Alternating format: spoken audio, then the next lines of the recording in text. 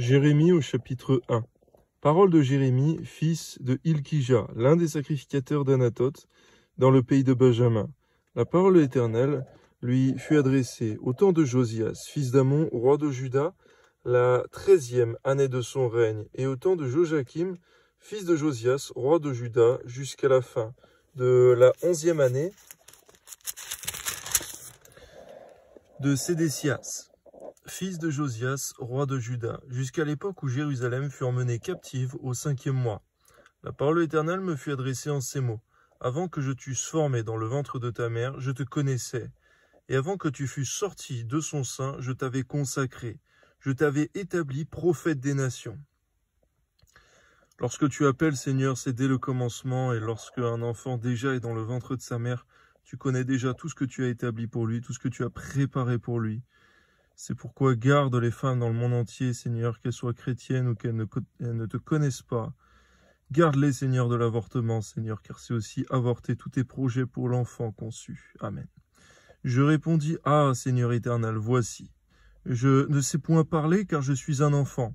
Et l'Éternel me dit, ne dis pas, je suis un enfant, car tu iras vers tous ceux auprès, tu auras tous ceux auprès de qui je t'enverrai, et tu diras tout ce que je t'ordonnerai. Ne les crains point, car je suis avec toi pour te délivrer, dit l'Éternel.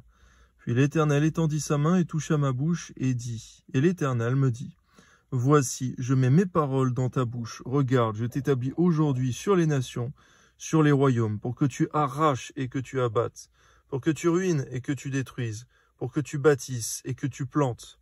On voit, Seigneur, que c'est toi qui donnes véritablement l'autorité. Que ton nom soit béni, Seigneur, dans le beau nom de ton Fils Jésus. Amen. La parole de l'Éternel me fut adressée en ces mots. Que vois-tu, Jérémie?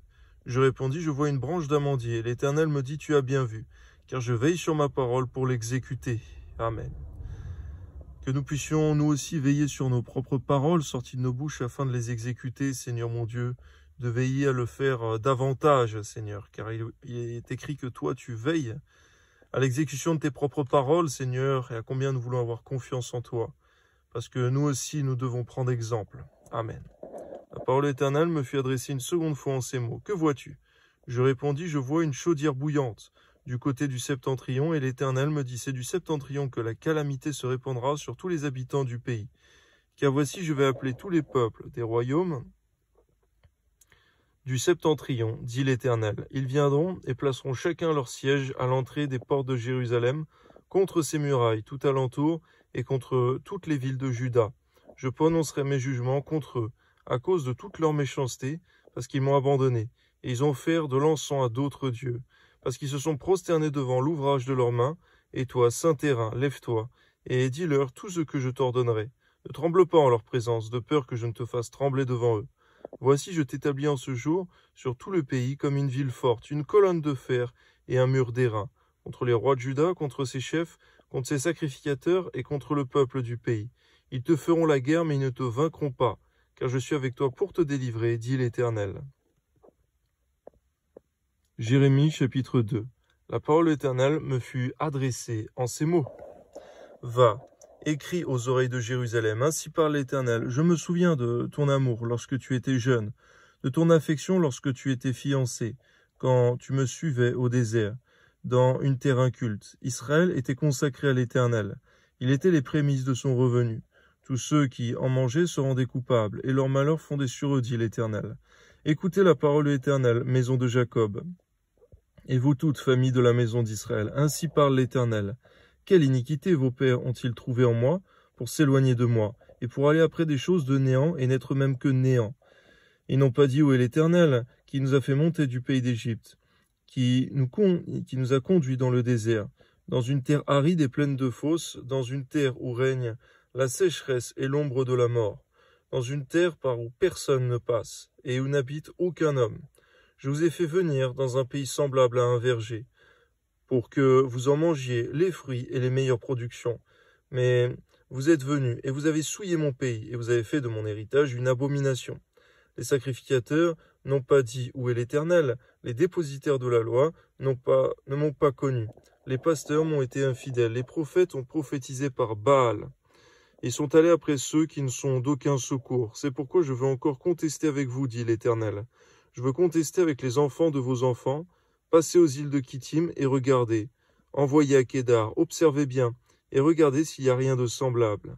Y a-t-il une nation qui change ses dieux, quoiqu'ils ne soient pas des dieux? Et mon peuple a changé sa gloire contre ce qui n'est d'aucun secours. Cieux, soyez étonnés de cela, frémissez d'épouvante et d'horreur, dit l'Éternel. Car mon peuple a commis un double péché. Ils m'ont abandonné, moi qui suis une source d'eau vive, pour se creuser des citernes crevassées qui ne retiennent pas l'eau. Garde-nous de t'abandonner, Seigneur mon Dieu, dans nos vies spirituelles, car véritablement tu es pour nous, Seigneur, une source d'eau vive. Amen. Israël est-il un esclave acheté ou né dans la nation?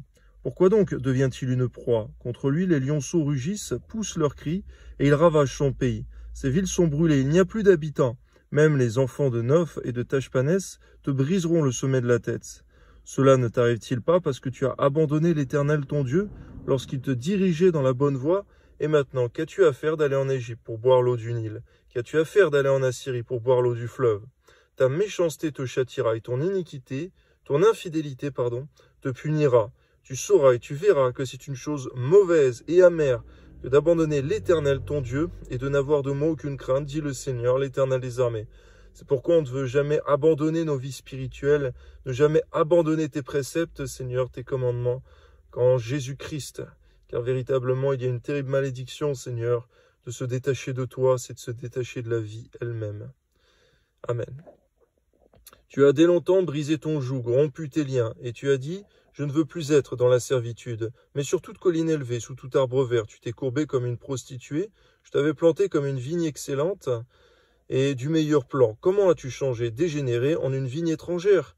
Quand tu te laverais avec du nitre, quand tu emploierais beaucoup de potasse, ton iniquité resterait marquée devant moi, dit le Seigneur l'Éternel.